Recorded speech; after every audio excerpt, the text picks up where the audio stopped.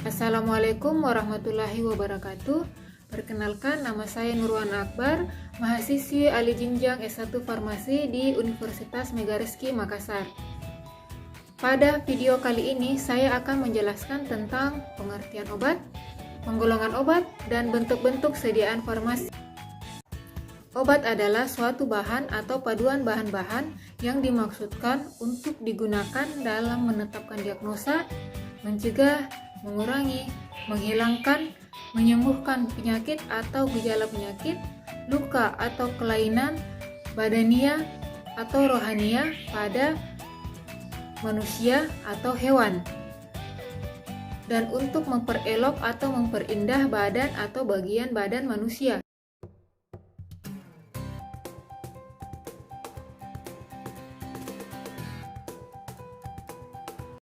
Obat bebas ditandai dengan lingkaran berwarna hijau dengan garis tepi hitam. Obat bisa dibeli secara bebas tanpa menggunakan resep dokter. Obat ini relatif aman, meskipun begitu, obat bebas tetap tidak boleh digunakan sembarangan. Karena bagaimanapun obat memiliki kandungan kimia yang dapat berdampak pada tubuh. Obat-obatan yang dapat dibeli secara bebas biasanya digunakan untuk mengatasi penyakit yang memiliki gejala ringan, contohnya seperti paracetamol, vitamin, dan multivitamin. Obat bebas terbatas. Obat bebas terbatas masih bisa dibeli secara bebas tanpa resep dokter, namun tetap tergolong obat keras.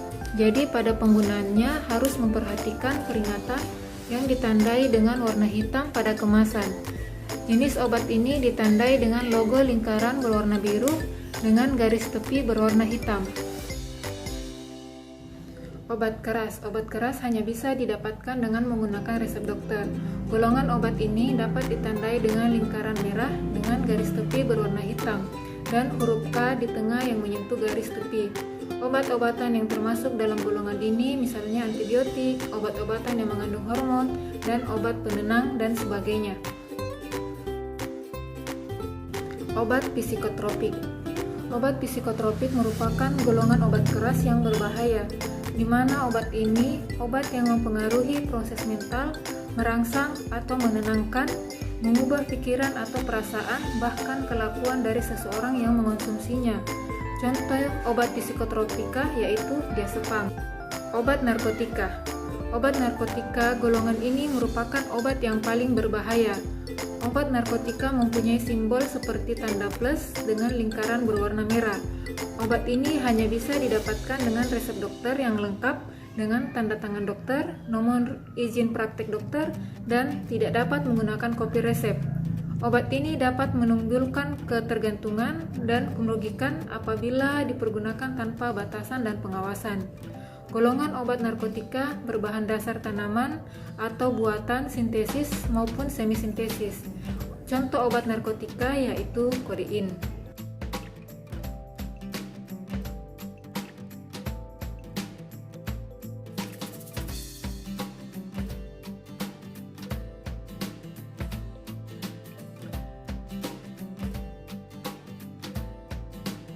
Yang pertama, sediaan solid, yaitu sediaan yang mempunyai bentuk dan tekstur yang padat, yakni serbuk, tablet, supositoria, dan pil.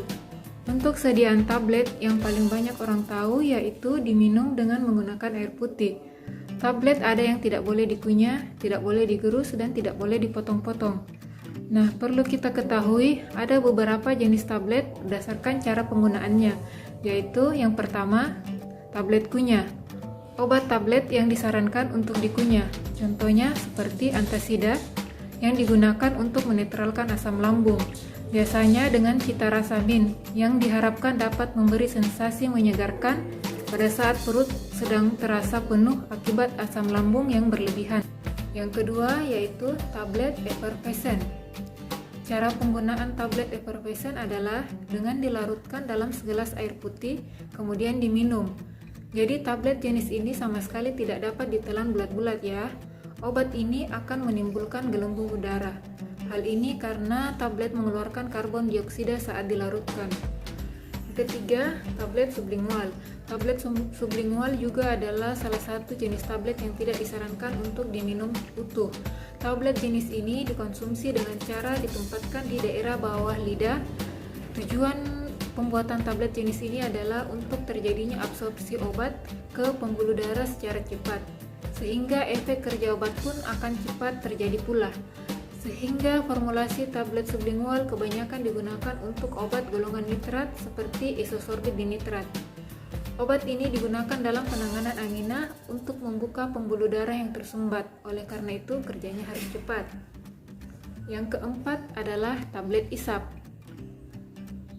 Sesuai namanya, tablet isap adalah tablet yang digunakan dengan cara diisap, jadi seperti sedang makan permen. Karena formulasinya tablet hisap juga biasanya rasanya manis. Obat-obat yang diformulasikan sebagai tablet isap biasanya adalah antiseptik yang bekerja lokal untuk meredakan infeksi di mulut ataupun tenggorokan. Contoh obatnya seperti Strepsil. Kelima yaitu tablet vagina. Nah, kalau ini sudah jelas bukanlah tablet yang diminum atau dikonsumsi secara per oral. Tablet vagina atau pesari adalah suatu bentuk sediaan yang dimaksudkan untuk dimasukkan ke dalam vagina.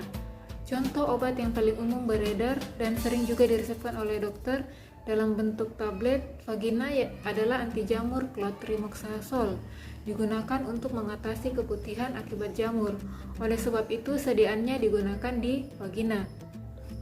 Dan yang terakhir adalah tablet rektal.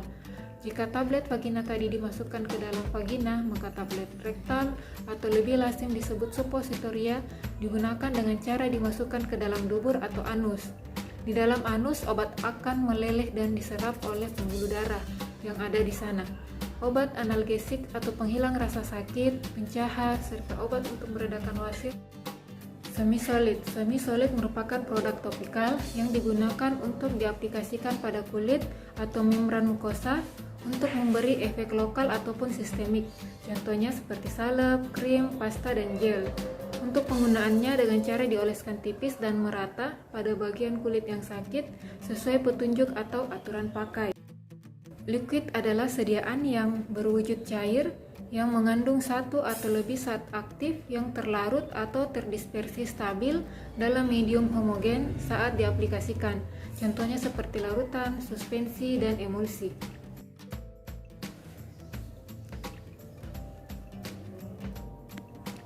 Itulah tadi seputar obat dan sediaan farmasi yang perlu kita ketahui. Sekian video dari saya, semoga bermanfaat. Akhir kata saya ucapkan wabil taufiq wal hidayah. Wassalamualaikum warahmatullahi wabarakatuh.